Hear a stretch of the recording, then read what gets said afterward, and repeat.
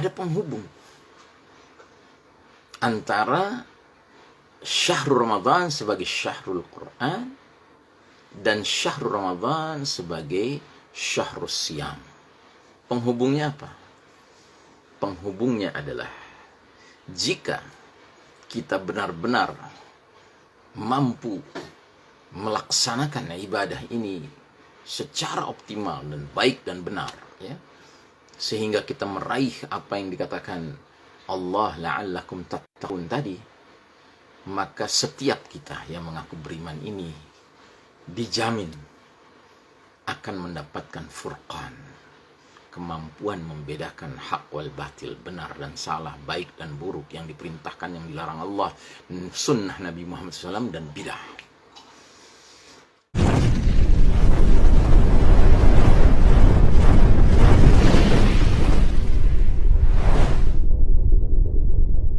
Bismillahirrahmanirrahim. Assalamualaikum warahmatullahi wabarakatuh. Alhamdulillahi rabbil alamin, wassalatu wassalamu ala ashrafil anbiya'i wal mursalin, sayyidina Muhammadin wa ala alihi wa ashabihi ajma'in. Faqala Allah ta'ala fi kitabihil karim ba'da a'udzu billahi minasyaitonir rajim, ya ayyuhalladzina amanu taqullaha haqqa tuqatih ولا تموتن إلا وأنتم مسلمون. وقال تعالى في آية أخرى وإذا قرأت القرآن جعلنا بينك وبين الذين لا يؤمنون بالآخرة حجابا مستورا. أما بعد, jamaah rahimakumullah, alhamdulillah, hari ini hari Senin 12 bulan bulan April 2021. Ini tanggal 29 Sya'ban 1442 Hijriah. Sudah dekat sekali bulan Ramadan. Allahumma barik lana fi Ramadan ya Rabb. Ramadan mubarak, Ramadan karim. Jamaah sekalian rahimakumullah, di dalam surah Al-Baqarah 185 Allah Ta'ala berfirman, Syahru Ramadan alladhi unzila fihi al-Qur'anu hudal lin-nasi wa bayyinatin minal huda wal furqan. Artinya,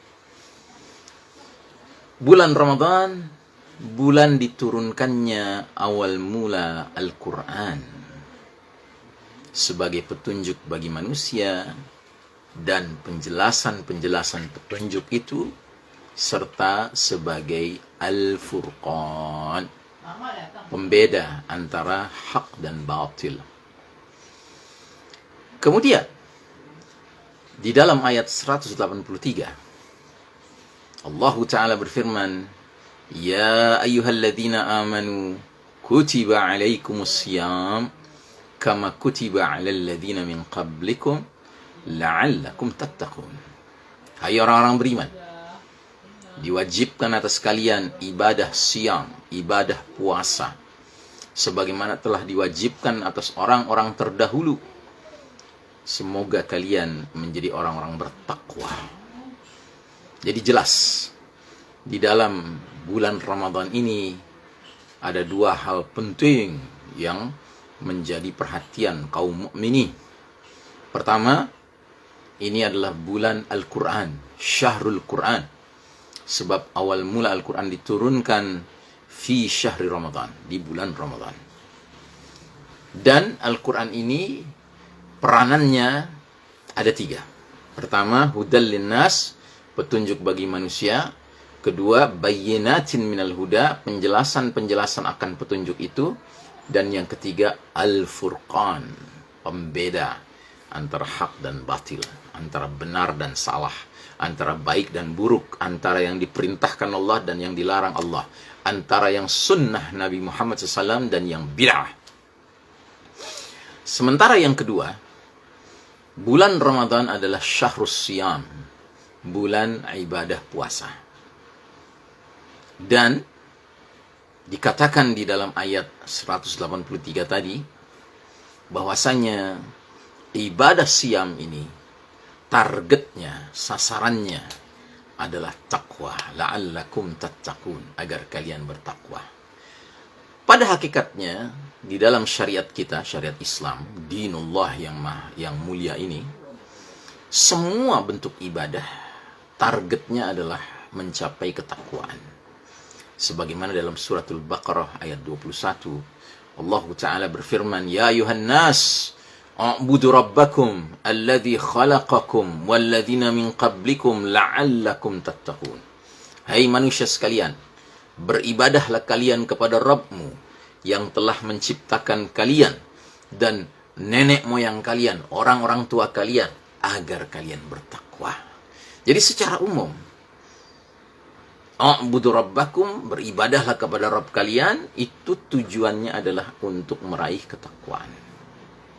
Nah, sementara ada penghubung antara Al-Baqarah 183 dan 185 dalam surah Al-Anfal ayat 29. Di dalam ayat tersebut Allah Ta'ala berfirman, Ya ayyuhalladzina amanu, in tattaqullaha yaj'al lakum furqanan. Hai orang-orang beriman, jika kalian bertakwa, niscaya Allah berikan kepadamu furqan, pembeda antara hak dan batil. Jadi di sini ada penghubung antara syahrul Ramadan sebagai syahrul Quran dan syahrul Ramadan sebagai syahrul Siyam. Penghubungnya apa? Penghubungnya adalah jika kita benar-benar mampu melaksanakan ibadah ini secara optimal dan baik dan benar, ya, sehingga kita meraih apa yang dikatakan Allah la'allakum tattaqun tadi, maka setiap kita yang mengaku beriman ini dijamin akan mendapatkan furqan, kemampuan membedakan hak wal batil, benar dan salah, baik dan buruk, yang diperintahkan, yang dilarang Allah, sunnah Nabi Muhammad SAW, dan bidah. Nah, sementara tadi sudah kita bahas bahwa Al-Quran salah satu peranannya adalah Al-Furqan. Berarti ada dua furqan di sini. Ada furqan di dalam isi Al-Quran itu sendiri, kalamullah, firman-firman Allah, dan ada furqan di dalam diri orang beriman yang telah menggarap dirinya dengan beribadah yang baik dan benar sehingga dia meraih ketakwaan. Ketakwaan itu menghasilkan furqan di dalam dirinya. Nah, jika furqan di dalam diri seorang mukmin berjumpa dengan furqan di dalam Al-Quran, ini luar biasa. Ini akan melahirkan manusia-manusia mukmin yang tidak akan goyang menghadapi zaman seperti apapun. Sementara zaman yang kita jalani sekarang ini zaman yang dahsyat sekali.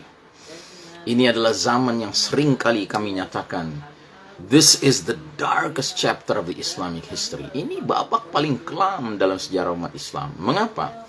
Karena ini adalah era yang dikatakan Nabi Muhammad sallallahu alaihi wasallam, badiru bil a'mali fitanan kaqita'il lailil muslim. Bersegeralah kalian beramal sebelum datangnya fitnah yang begitu banyak seperti sepotong malam yang gelap gulita. Itu zaman kita sekarang. Dan ini juga adalah zaman di mana Nabi Muhammad SAW telah menyatakan dalam hadisnya, nubuahnya, prediksi kenabiannya, la tattabi'unna sunanal ladzina min qablikum shibran bi shibrin, dhira'an bi dhira'in, hatta law dakhalu fi juhri dabbin lattaba'tumuhum. Sungguh kalian umat Islam kelak nanti akan mengikuti tata cara hidup, kebiasaan-kebiasaan, jalan hidup orang-orang sebelum kalian, sejengkal demi sejengkal, sehasta demi sehasta, sehingga sekiranya mereka yang kalian ikuti sudah jelas-jelas masuk lubang biawak, kalian tetap saja mengikuti mereka. Sahabat bertanya, Ya Rasulullah, al-Yahuda dan Nasara, ya Rasulullah, apakah yang kau maksud kaum Yahudi dan Nasrani? Kata Nabi, faman, siapa lagi kalau bukan mereka? Who else? Nah, jadi saudaraku rahimakumullah, itu zaman kita sekarang. Mengapa kita menghadapi banyak fitnah hari ini, seperti dunia seperti sudah gelap gulita ini? Karena yang memimpin atas izin Allah Ta'ala tentunya adalah kaum Al-Yahud wan Nasara ini. Barat, Eropa, Amerika, mereka yang memimpin dunia hari ini. Dan cara mereka memimpinnya sudah barang tentu tidak sama dengan cara kaum mukminin memimpin dunia ini. Ketika kaum mukminin memimpin dunia ini, ya, pada masanya sebelum 100 tahun yang lalu, ya, kita orang-orang beriman itu memimpin dengan memperkenalkan sistem iman tauhid. Karena apa? Karena di dalam kepemimpinan kaum beriman yang komitmen tentunya, mereka menjunjung tinggi, ya, dua sumber utama warisan suci, ya, dari Nabi Muhammad SAW. Apa itu? Kitabullah wa sunnah, Al-Quran dan sunnah. Sementara kita sekarang berada di babak keempat. Nah, ini juga hadis yang berikutnya yang penting menggambarkan ma'rifatuz zaman, kondisi zaman kita sekarang. Kita berada di babak mulkan jabriyatan, babak kepemimpinan para penguasa yang memaksakan kehendak mereka, mengabaikan kehendak Allah dan Rasulnya. Bagaimana tidak? Yahudi Nasrani itu memaksakan kehendak mereka sampai di negeri-negeri kaum muslimin sekalipun. Ya, mereka yang mendapatkan otoritas kepemimpinan tunduk pada kemauan al-Yahud dan Nasara itu.